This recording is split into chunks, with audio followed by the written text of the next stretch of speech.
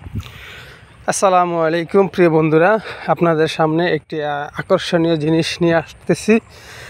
সেটা হচ্ছে এই দেখুন, আমি এমন একটি জায়গায় আছি, চারিদিক দেখতে পাচ্ছেন যে শুধু ফসলি মানে জমি, বিল যেটাকে আমরা বলি সাধারণত। এই দেখেন, এরকম একটা বিলের মাঝখানে কোনো এক ব্যক্তি এককভাবে সে একটি মসজিদ নির্মাণ করতেছে। তো দেখেন, এখানে কিন্তু আশপাশে কোনো বাড়ি ঘর বা বসবাসকারী কোনো কিছু নেই। এখান থেকে মসজিদ থেকে 1-1.5 কিলোমিটার দূরত্বে ঘর বাড়ি আছে।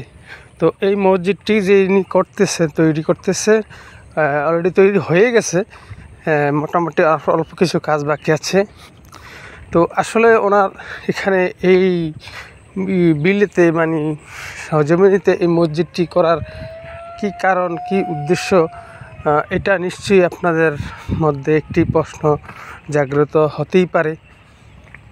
দেখেন, মসজিদের চারপাশটি দেখাচ্ছি। দেখেন, এখানে কিন্তু আশপাশে কোনো ঘর বাড়ি নেই।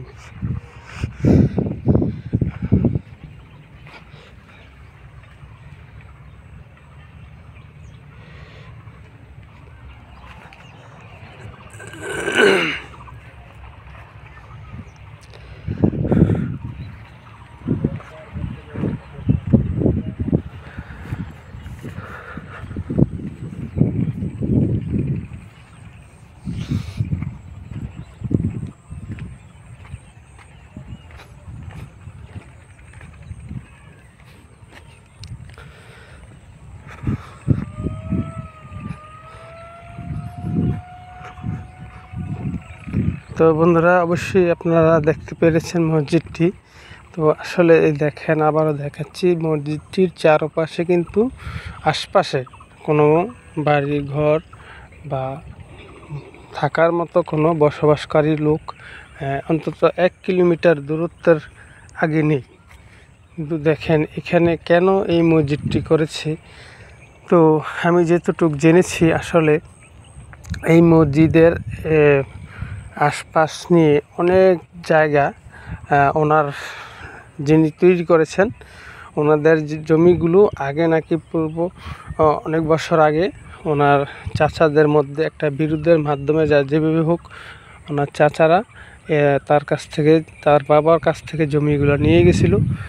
তো তারপরে অনেকবার ওনার চাচা বেঁচে থাকা অবস্থায় নিতে চাইছে বা তাদের জায়গা ফেরত চাইছে, কিন্তু তারা সেই জমিটি, এই বিশাল জমিটি তাদেরকে ফেরত দেওয়া হয়নি।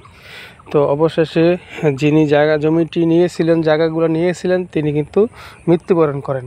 তো তারপর তার ছেলে সন্তান বা তাদের কাছ থেকে দাবি করেছে যে এই জমিগুলো তো আমাদের, এগুলো তো আমাদেরকে ফেরত দিতে হবে।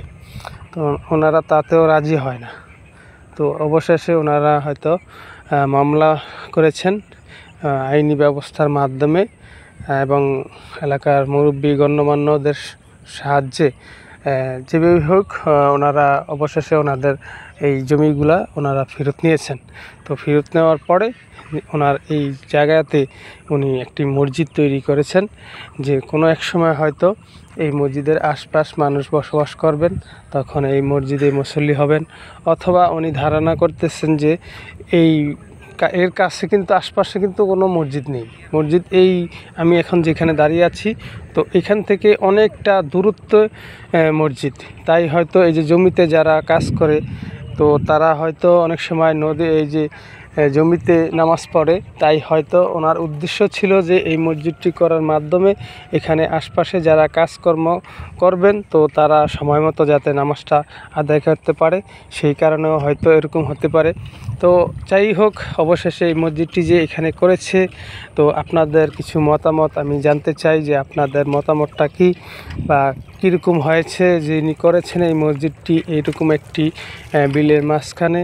তো এর উদ্দেশ্য বা এর সাফল্যতা কিভাবে হতে পারে, বা আপনারা একটু জানাবেন কমেন্টের মাধ্যমে।